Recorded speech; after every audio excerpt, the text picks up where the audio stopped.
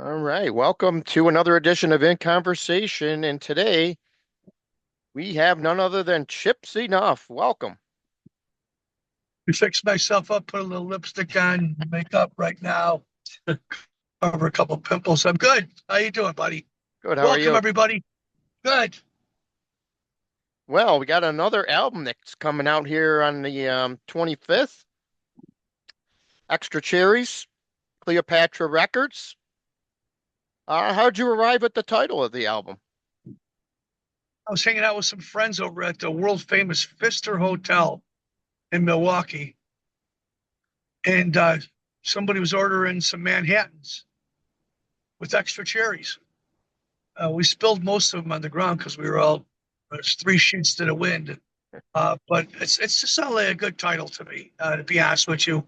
A bunch of great songs, I believe, without sounding unmodest, showing enough snuff exactly what we can do in the 21st century. And I think the extra cherries are the musicians that have sat in with us on this record. Yeah, you got quite an impressive list here of who's who in the music business for sure. Talk a little bit about how the album all came together and how all these guests came about being on the album.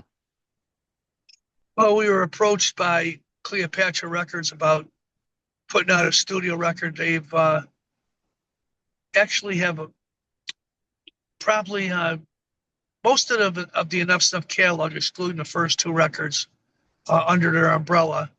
But it's all older material. It's all the catalog stuff, as I said. And they wanted a brand new, fresh Enough Snuff album. And I said I can make that happen. I believe. Had a lot of songs. Went through my library of material because there's a bunch of old songs that just didn't make records for one reason or another because we've had so many songs. I was trying to find something, another home for them. And the first song I came up with was "A Heartbeat," and I thought this is something that's special. It shows another side of Enough Snuff. It's a cappella with piano, great storyline, and that was the first one I recorded. And then from there, it was off running to the races. And I went around and I talked to some of my constituents, guys from Journey, and of course the great Cheap Trick.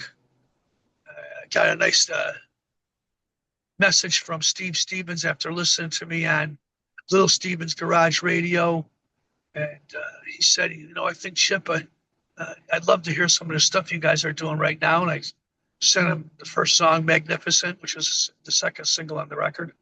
And he just played magnificent guitar on the track. We had a wonderful history from the past, playing on demos with him in New York when he was living out in the East Coast.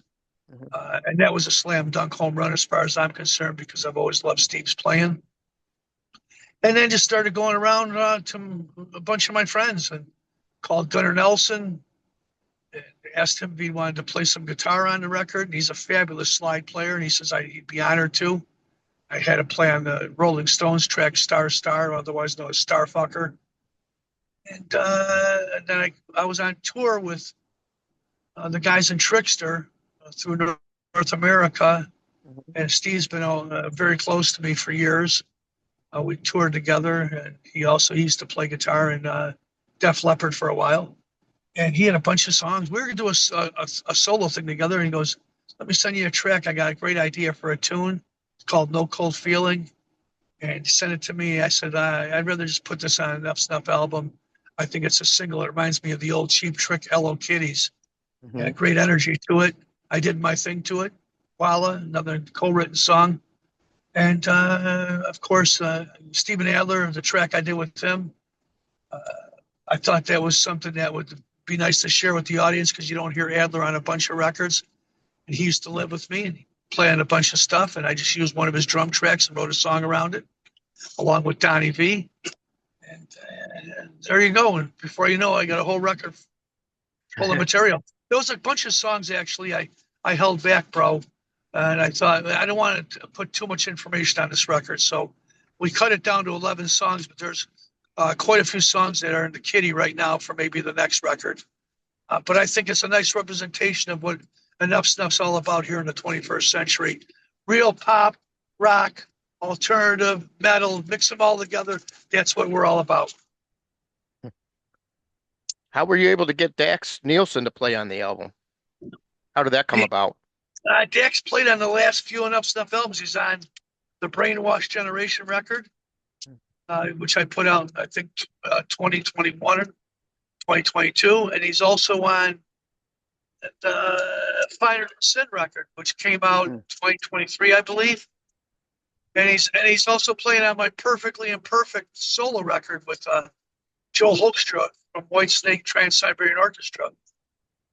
I've always been able to keep my friendships throughout the years, and Dax has always been very close to me, and I'm close to the Cheap Trick guys. When I was younger, Robin Zander would come by on the weekends and pick up my daughter Tara and take her for the weekend with his kids and spend time. We had just a great friendship. And Nielsen, I've been to his house, hung out with him and his lovely wife and Karen. And so this business is predicated on friendships and relationships, and that's what I've done. I've cultivated them. They're very important to us. And Dax has always been a big Enough Snuff fan. So I was able to bamboozle him for $1,000 a song. Wink, wink. I picked out a few of the cherries on the album. You kind of already talked about Heartbeat, but that was a great track. How did you decide?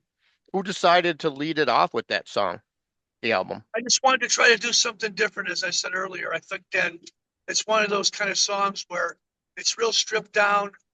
It's about hope, giving people a chance to move forward. I think that people are going to be pleasantly surprised when they hear an Enough's Enough song without drums, where it's not big and bombastic like most bands start their records off. And I'm a fan of the old days. I love Beatles and the earlier '60s stuff that was out from across the pond. I love Squeeze. I love the Beach Boys. And I think I just tried to do something where I followed the same footsteps as those bands. I'm influenced a lot by that early pop stuff. And I like aggressive too. I like hard rock. I love metal. I love alternative. I love new wave. There's so many different genres out there, and I've embraced them all. And at the end of the day, that's what this record's all about. If you're looking for heavy metal, you might get a little bit of it on this record. If you're looking for pop stuff, it's on every single song.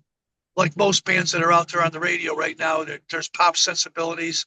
And I think that it's a rock record at the end of the day, but it's sprinkled in with some really nice nuances. Yeah, definitely, definitely. Next song I want to mention is the Sanibel Island, one that was actually originally appeared on Welcome to Blue Island. How did that come about that you decided to remake it? I've always loved that song. It's a song I brought down to the band back in 2003. Donnie left the band at that time. We just finished up our tour. We were out with Poison, Warren, and Quiet Riot doing a big Shed and Arena tour. It's called the Glam Slam Metal Jam. Oh, yeah. It was great. And at the time, we were jacked up beyond belief. They dubbed our bus the Yellow Submarine.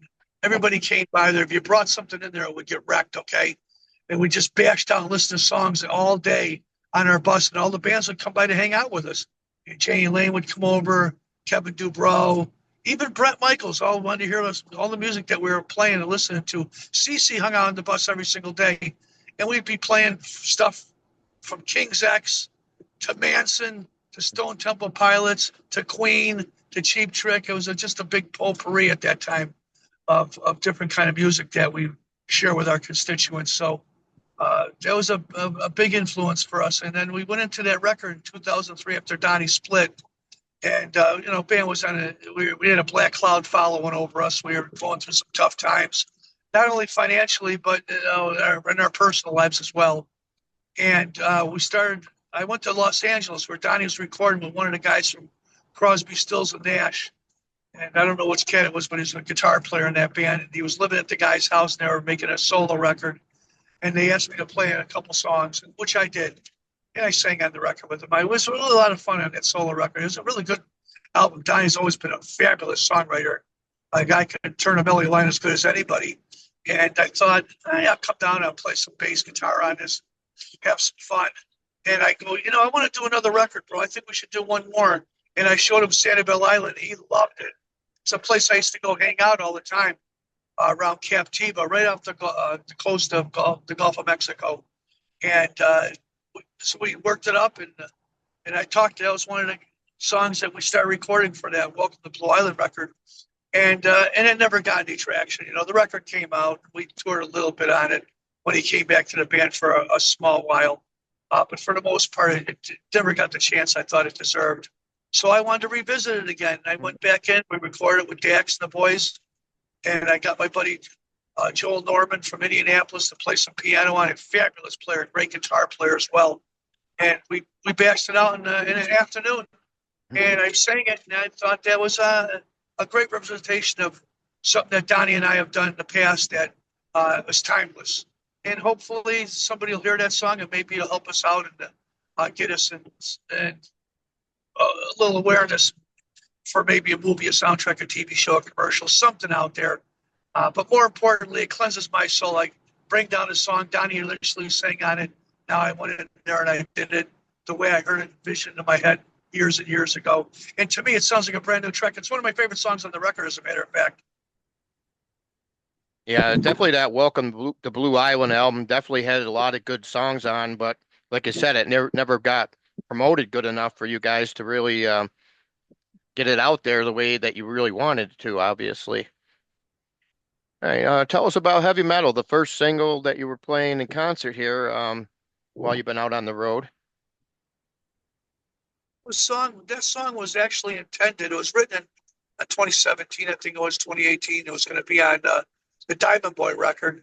Mm. It just didn't make the cut for some reason. I had so many songs. I was really writing a lot then because I had a contract with a label where I had to come up with 3 albums in 1 year. It was almost like going back to the 60s again, bro. Nobody does that, okay? Now, I'm not bragging either. Just real proud of it that I was able to come up with all of that material. And the songs were coming. There's a gift from above. It really is at the end of the day.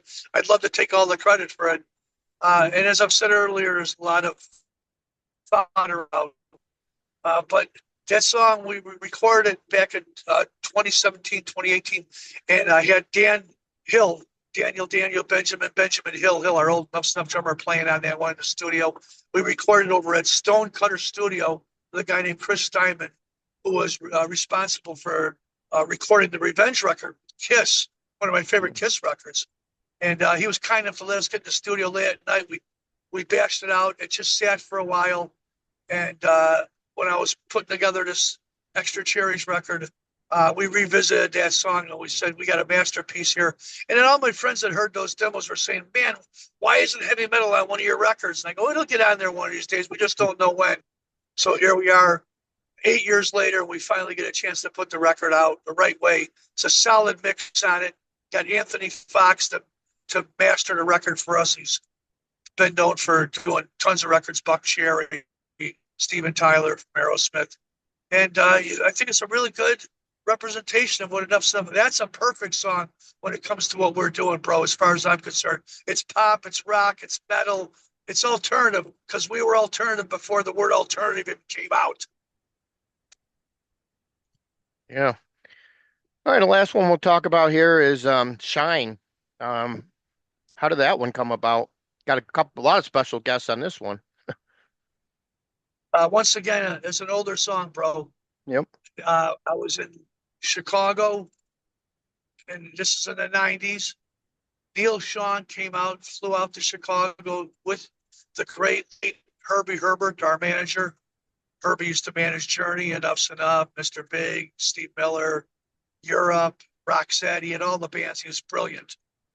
And they were doing a record called the Cyclops Blues Band. He had a bunch of famous musicians on the record. The Tubes, Neil was in it, and a couple other cats from Europe. And all these great musicians were on the record. And we finished up the songs. We had a little bit of studio time left. It was over at the old Chicago Recording Company on Ohio Street.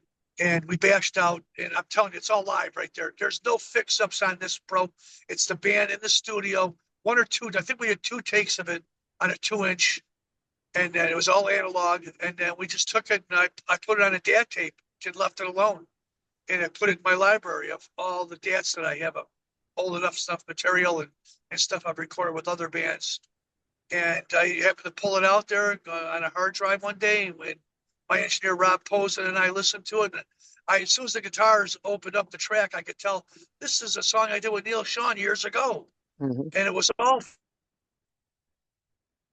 but there was no vocal on it. And 6 months previous to this, I was hired to play bass on the Robert Fleischman record. Robert Fleischman, of course, co-writer of Wheel in the Sky and any time stuff that he did early in the days of Journey before Steve Perry joined the band. And he's also known as a singer from Vinnie Vincent Invasion. And I called Robert and said, come out to Chicago. I want to play a song for you that I did with Neil years ago. Donnie's playing piano on it. It's a solid rock track. I think you could do a great job on it. And he goes, what do you want me to do to sing? I said, no, I want you to write it with me. And he came in there, and it's a co-written song. Neil's on the song as a writer. He gets his piece of the pie, Donnie as well. We shared the pie 4 ways. And Robert astounded me with a fantastic melody line and lyric within 15 minutes. We tracked the song, and there you go. A special gift for the Journey fans around the country and anybody that likes Vinnie Vincent Invasion. You get a chance to hear his lovely pipes, a great song about hope, moving forward in life. And it's called Shine. The single's out right now. You'll get it on your favorite streaming services, or just wait until the record comes out on July 25th. And wet our beaks with your love. All right. I know you guys just played Buffalo here a few weeks back. I know you weren't feeling 100%. How do you find the strength to make it through a show when when you just don't feel as great as you usually could? And I feel it must be harder now that you're the vocalist as well. Well, it's definitely challenging out there for all the bands. Right? I see these cats out there, Robert Plant and Alice Cooper and plenty of others that are much older and they're still playing shows every single day. David Lee Roth still out there kicking ass. Listen, it's going to be hard to navigate for any bands out there, even the young kids. Okay, so I hate to be a young band right now coming out because it's challenging in every single way, trying to find radio airplay, looking for an audience to grab onto your songs. We're at a time right now where there's too much product, not enough demand. So it's a gift from above for sure, as I said earlier. Mhm. That Buffalo show was a fun one. I was actually on it was a 16 show run in North America and Canada, and it was in 18 days. My agency, Artists Worldwide, they just like I'm like a little puppet. They just throw us out there, and it's not like we're playing arenas, and it's not like we're playing to thousands of people every single night. It's very, very tough out there. But I've always loved Buffalo. I had good memories out there in the old days of touring around the country and getting in fist fights in bars, and the guys from the Goo Goo Dolls watching me and not jumping in and helping me. And I had something to prove, I think, when I got to Buffalo. And the gig wasn't well attended. It was on a Wednesday night. Wonderful little place we played called the Cavs, though. Great people that were there. Yep. I showed up there. They said, we're going to record the show live on Facebook Live. And I said, okay, we'll do it. And it turned out to be a great show. And we gave the fans everything they wanted and some more. We didn't mail it in. The 20 song set. I'm proud of it. Hope to go back to Buffalo and one day in the future as well. But I feel much better right now. Thanks for asking. Yep. And we move on. I'm on tour right now with a band called Pretty Tied Up. And it's the GNR Experience. I got all stars playing with me in this band too. So you get a chance, check out prettytiedup.com and check it out what I'm doing. I used to play with Adler's Appetite, which we did nothing but Appetite for Destruction. Now I'm out with Pretty Tied Up, except minus the drugs and the alcohol. Yeah, I see. Yeah, I was looking at your website. I didn't see too many Nuffs and updates on there. You got more coming? Yeah, we've done about 40 shows this year, and we have another 40 coming up, and I'll be posting them very soon. Big tour and big announcements coming up in September, October, November in the Enough's Enough camp. And we'll be pushing this Xtra Cherries record and, of course, getting geared up for the Rock and Roll Hall of Fame where Donnie and I will be inducted with Jason Camino and Brent Arsman and Luis Cahill. And we're playing on the September 14th at the Rialto Theater in Joliet. the Illinois Rock and Roll Hall of Fame, where we're being inducted with Disturbed, the Smashing Pumpkins, Richard Marx, Ed East, and others. Nice, nice. One last question before we let you go here. Now, obviously, your catalog is immense, and I know you can't play them all, but um, seems like there's a few songs that don't get much play lately live. Just to give you a quick rundown, Right by Your Side, Someday, We're All Right, There Goes My Heart. So many great songs that unfortunately don't always get played. Do you intentionally try to mix things up every now and then to keep things fresh for you guys? I absolutely do. And the band's always telling me, Chip, let's do this, let's do that. There's a lot of songs I want to do. I think Marianne Lost Her Baby and Black Rain should be in a set. We got Right by Your Side in the show. We've been playing that lately, which is nice. Uh, but there's a plethora of material out there. Some of them are, the early ones are challenging. I got to be honest with you. Hmm. So I picked the ones where I feel a little bit more comfortable and have confidence. But we've thrown some new stuff in there. We're doing Love Train off of Animals and Human Intelligence. We just added Indian Angel off the debut record. I think that's a great one. We throw some of those Beatles songs in the set too off our Hard Rock Night because it's a great record and that's a wonderful interpretation of Beatles songs that were done through Marshall amplifiers and big drums. So we are, to answer your question, we are working on mixing up the set a little bit more. But the fans, any band that you go see, bro, they're going to be playing their hit songs. And if it'd be a disservice and disrespectful for enough stuff to come out and play in your neck of the woods and not have New Thing and Baby Loves You and Right by Your Side. Those got to be in there every single night. But you come out and see the show, and I think you'll be pleasantly surprised. We're mixing it up a lot. There's a lot of material there, and we do the best we can for Oh what we yeah. have. Yeah, I really liked what you did last year when you came to Buffalo. You played Wheels. That was a rare. I never expected to hear that one. That was awesome.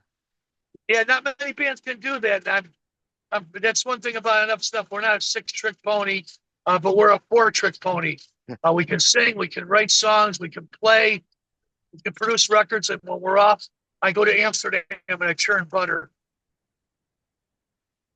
All right. Any last thoughts you want to say before we let you go here? It's been an illustrious career up to this point.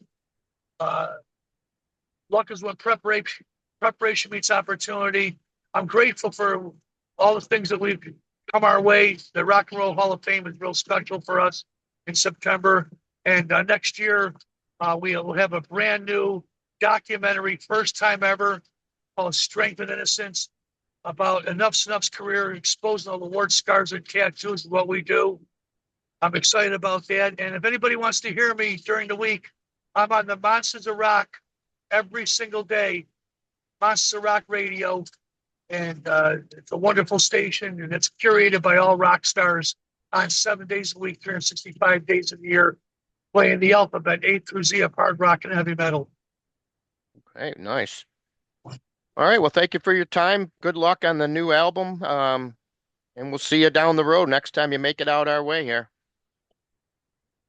I appreciate you. Thanks for the artwork. It looks really good on here, buddy. And more Not a, importantly, thanks for your time to want to talk to me. I wish all the fans well. I'll see you on the road, guys. Peace.